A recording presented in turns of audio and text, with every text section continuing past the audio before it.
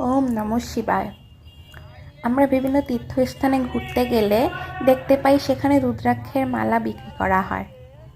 আমরা রুদ্রাক্ষের মালা তো চিনি, কিন্তু রুদ্রাক্ষ ফলটা কি আমরা জানি? এটা কোথায় থেকে আসে তাও কি জানি? হ্যাঁ, নেপাল থেকে বেশিরভাগ রুদ্রাক্ষ ফল ইন্ডিয়াতে প্রবেশ করে। এবং আমাকে অনেকেই জিজ্ঞেস করে যে রুদ্রাক্ষ ফল পাঁচমুখী, তিনমুখী, সাতমুখী কোথায় পাবো? বিশ্বস্ত জায়গা তো দরকার, কারণ সব জায়গায় তো মেলে না। তো তাদের জন্য আমি নিয়ে এলাম এই ভিডিওটি।